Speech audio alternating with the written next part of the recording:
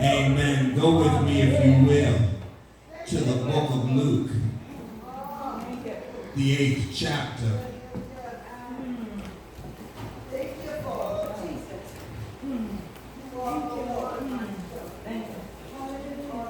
It's feeling kind of nice. Hallelujah. Hallelujah. Hallelujah. Stir up the gift. Stir up the gift. Stir up the gift. Luke 8, beginning at the 41st verse.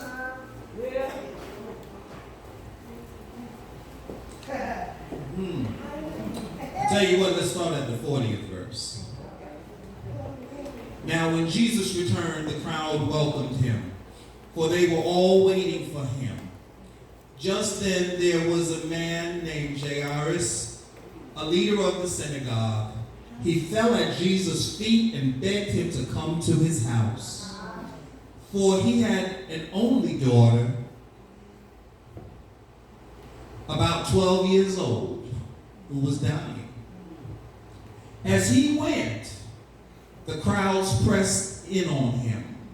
Now there was a woman who had been suffering from hemorrhages for 12 years. And though she had spent all she had on physicians, no one could cure her. She came up behind him and touched the fringe of his clothes, and immediately her hemorrhage stopped. Then Jesus asked, "Who touched me?" When all denied it, Peter said, "Master, the crowd surrounds you and press in on you." But Jesus said, "Someone touched me, for I noticed that power had gone out from me." When the woman saw she could not remain hidden, she came trembling. And falling down before him, she declared in the presence of all the people why she had touched him, and how she had been immediately healed. He said to her, "Daughter, your faith has made you well. Go in peace." Our thought for today is pardon the interruption. Pardon the interruption.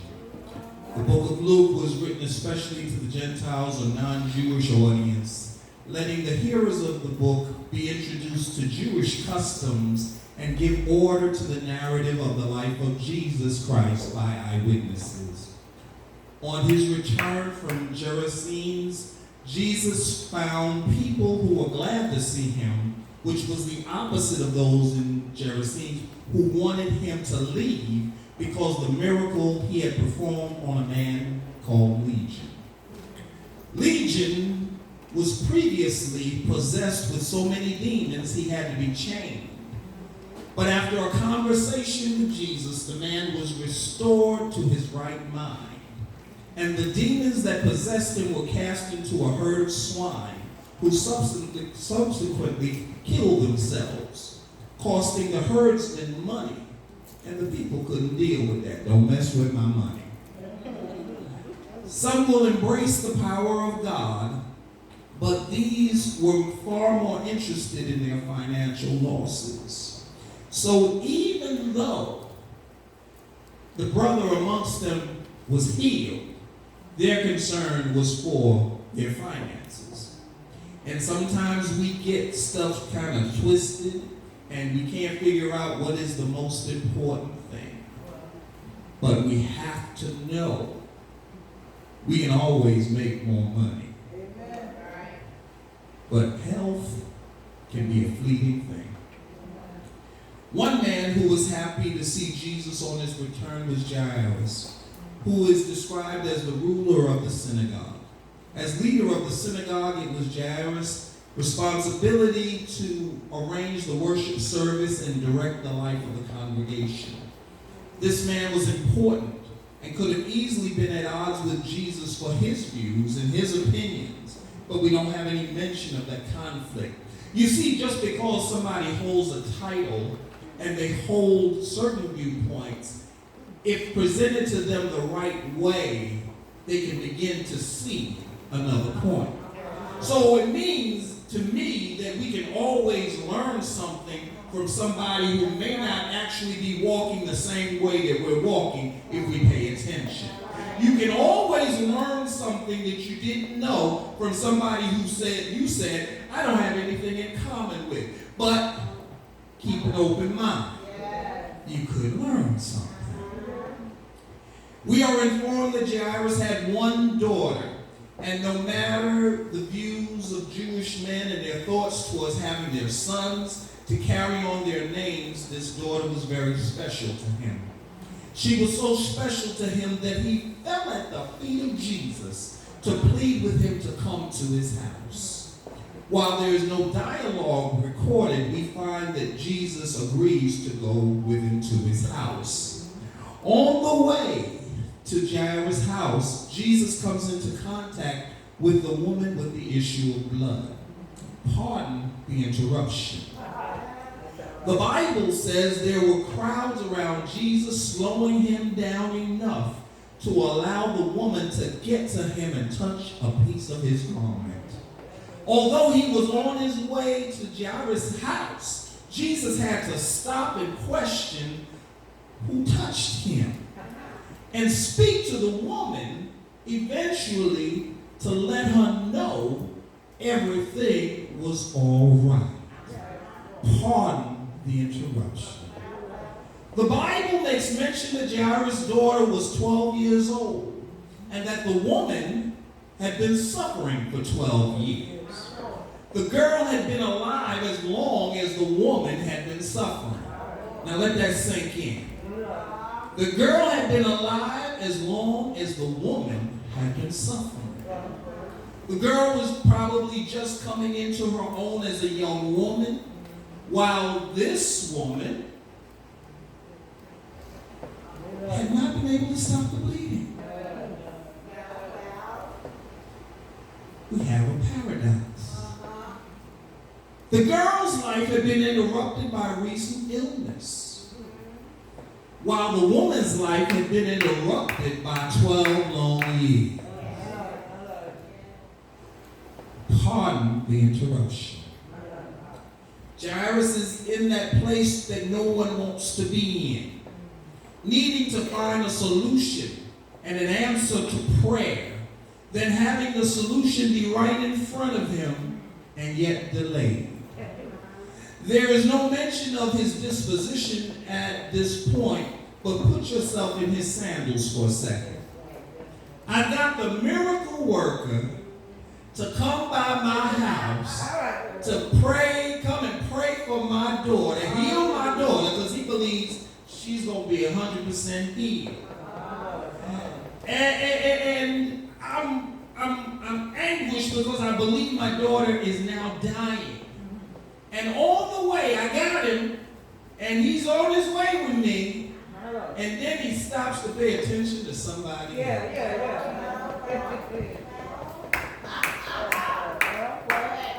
Have you ever been almost there and it's within reach? Then you find your arms are too short.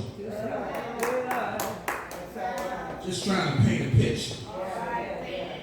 Now, if this were you and me, we might not be so calm and wait for all this to happen.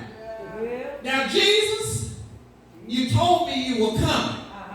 Could we speed this up a little bit? I got something going on at my house. I got a situation. And I need you to attend to my situation. On your way back, you might find this same woman. After all, she's been suffering for 12 years. 12 more minutes might not hurt. Now, some of us know that that's what if we weren't saying it, we'd be thinking it. In our daily walk, we often meet with issues that stop us from achieving our goals. You go to purchase a house or a car, and it seems like everything is going smoothly. And then the credit report jumps up and turns up a lien that was filed 10 years ago. Pardon the interruption. You were going for surgery. You made all the arrangements at work, set up everything at home, and then your blood pressure won't come down. And surgery is delayed. Pardon the interruption. It's been spoken to you that God has a great plan for you. A house, a car, a mate, a great position, and you're feeling like you're ready to receive it. But as time goes by, nothing happens. Where is my blessing? Pardon the interruption. Now, how did Jairus survive until Jesus got to his house? The crowds, the woman and her issue, it was a matter of faith. Faith that is locked in despite of what things look like or obstacles that get in the way of the fulfillment. Faith that provided inspiration to walk ahead in spite of feelings. That screamed, it's not going to work. Or look at what just happened. How is it going to work? Because we have those issues sometimes where things are going really, really well. And then we say, oh, it's going to happen, it's going to happen, it's going to happen. And then it doesn't happen. And all we need is 2 of those. Don't need much more than 2. Then we begin to doubt. Is it ever going to happen? Am I ever going to see my way? Is it ever going to be right? What am I supposed to do? Pardon the interruption. Interruptions will come because when things finally go your way, you need to know that it was God who made it possible. Not your friend who said it was a sure thing and won't ever let you forget that you would not have it without him or her. No, it was God whose timing we have to look at, not our own. The interruptions in our lives let us know that God is in control and that God is in a thing with you. Otherwise, the devil wouldn't be fighting you so hard. The interruptions also come to prepare you to get ready to handle the blessing you're about to get. Sometimes we think we're ready. Sometimes we think, oh yeah, I got this. Oh yeah, I'm ready. I can do this. But somewhere along the line, God knows you're not quite ready. It's all in your attitude, but you're still not ready. You still got some stuff that you need to get rid of in order to receive the blessing of the Lord. Moses had to sit a while in the wilderness because he wasn't ready to lead the people. It was his call to lead the people, but he had to be prepared to lead the people. He had a 40-year interruption. The interruptions are tests and proving grounds for our faith. If we were handed everything in life instantly, we would quickly grow complacent and eventually unappreciative of the blessings as if we deserve them. But it is not that. It is because of grace. God's unmerited favor that we have what we have and that we get what we need when we need it. The interruptions give us a chance to prepare for the blessings, even if anxiety and anticipation tells us that we can't wait another minute. I've been waiting for a long, long time. I've been sitting by the phone. He was supposed to call at 9:30. It's 9:31 and he hasn't called yet. What am I supposed to do? You're supposed to wait and see what happens when he eventually does call. Maybe there's some better news than the news you were expecting if you learn how to wait. Because for those of us who have God all figured out, God is not like that.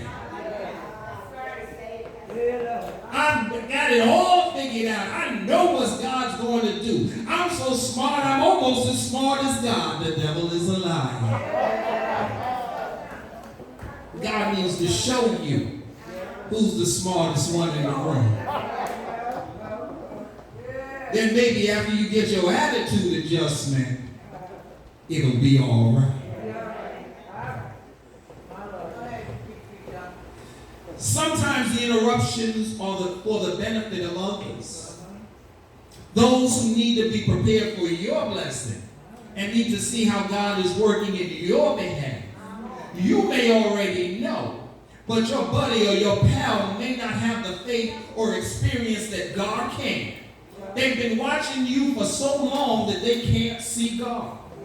And we still have to be careful that the interruption can become detours, and detours can become dead ends if we take our eyes off of God. Pardon the interruption. Jairus had to be devastated to find his daughter, who was sick when he left, was now dead. If it wasn't for those interruptions, it was like when Mary said to Jesus, if you had been here, my brother wouldn't have died. Jesus never said he was sorry that it took so long, but he seemed to be saying it's never too late for a miracle. You see that there are times in your life that you are going to find that you have become impatient, but God's got a miracle with your name written on it. You may not understand why you've been waiting for so long. Have you ever been on the tarmac waiting for your plane to take off? And they said, well, there's about 5 planes in front of you. Well, the 5 planes in front of you may be a distraction for you. They may discourage you, but sometimes you have to understand that they that wait on the Lord shall renew their strength. That you have to wait for the interruptions in your life to move out of the way in order that God may say to you, see what I can do. You've been waiting on your buddy. You've been waiting on your pal. And you may wait till the cows come home. But it is not going to happen like that. It will happen like that when I say it with. Get ready, get ready, get ready. You see, there were some professional mourners at the house whose job it was to carry on and cry on behalf of the family. And when Jesus arrived, he told the mourners not to cry because the daughter was just sleeping. Jesus had a way of coming in and saying things that looked like they were going to make bad matters worse. She dead, Jesus. No, she's sleeping. No, she dead, Jesus. No, she's sleeping. Who are you going to believe? Whose report will you believe? And somebody said, we will believe the report of the Lord. Hallelujah. The mourners laughed because they had no experience with Jesus, miracles, or the power of God. Sometimes you have to surround yourself with people who understand things the way you do. Because it may be so important to you, but it's not that important to them. And if it's not that important to them, they won't get with your program. So sometimes you're going to have to put those people out of your house. And when you put them out of your house, then you can hear from God. Sometimes when people don't know how to pray, they have no experience with prayer. And they say, well, you need to go to Dr. Buzzard. Put those folks out of your house because they don't know what they're talking about. You need a clear path and a clear mind to get to God. Pardon the interruption. Sometimes we invite people into our situations who have an agenda or whose goal is to disrupt the work that needs to be done. Sometimes we want the faithless to be involved with the work that requires strong faith. We talk to people about our children or about our marriages who have no children or have never been married as if they understand. That's why the rich don't want to pay higher taxes to help those in need, because they don't know what it's like to be broke and in the struggle. You gotta be where I've been in order to understand where I'm going. Pardon the interruption. Hallelujah. Hallelujah. Sometimes the interruptions will help them get up to speed. So sometimes it's like watching a movie in slow motion. It's coming, but it doesn't look like it's going to get there in time. But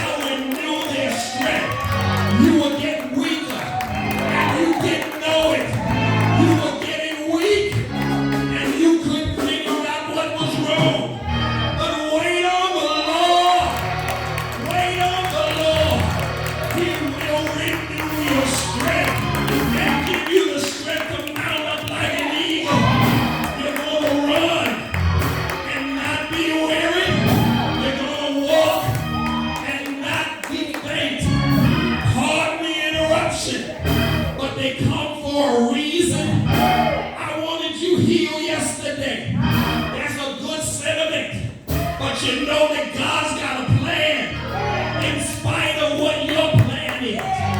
Jesus took Jairus, his wife, in the inner circle into the house because they needed to witness the power of God. Leave behind those who can't understand, and only serious applicants need apply. He took the daughter by the hand and told her to get up. Get up! Get up! Get up! No more interruptions. Nobody else is waiting on a miracle, and if they are, they'll just have to wait. And now is your time. Your time is at hand. If you can just wait until I get to you. I haven't forgotten you. I haven't put you on the back burner. You just need to wait because I'm building something inside of you. You need to wait because you are in need of patience. You are in need of the long suffering that you've been asking for, but you didn't really know what it was. But I'm teaching you. This is a teachable moment that you've got to wait, wait, wait, wait until God releases your blessing, your blessing, your blessing. You gotta know that it's God who works it all out. You gotta know. You gotta know. You gotta know. You may have allowed the interruptions in your own life. Johnny, Jack, or Jackie, lack of education, anger, unforgiveness, stubbornness, among other things, stop you from getting God's best. You have tried to blame everything on somebody else, but it's time to step up and say, I did it. I'm sorry. I stopped my own blessing. And yeah, I'd like to blame it on somebody else, but I knew better when I invited her over. I knew better when I opened the door for him that was going to be an interruption in my life. But at that moment I didn't care. But now I'm sorry. Lord, can we make it up? Lord, can we start over? And Jesus said, I'll be with you. Always, always, always, till the end of the world. Lord, I've been slack. It's the pandemic. It's Trump and my fears. I've made more excuses than I can remember. Lord, I've let Donnie, Lottie, and everybody mess me around and interrupt my flow and my concentration to get to you. But no more interruptions. No more excuses. It's time to make a change. A change in my walk. A change in my talk. A change in my thinking. If you don't want to run, don't hinder me. If you don't want to understand my commitment to God and my cause, it's okay. I'll pray for you. But excuse me, I've had my life interrupted long enough. I need to make my connection. I need God to do what God wanted to do a long time ago. But I stood in the way. I said it was your fault. I said it was your fault. I said it was her fault. But it's my fault. I've got to own it. And I've got to know once I get me out of the way, God can do what God can do. All interruptions aside, the daughter got up and Jesus said to them, feed her because the dead don't eat. And those people that I put outside the house, they need to see a live daughter.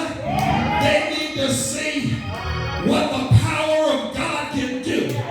They need to see that the interruption was for their benefit. You can cry for me if you want to, but I tell you what, God's got me. Don't worry about it.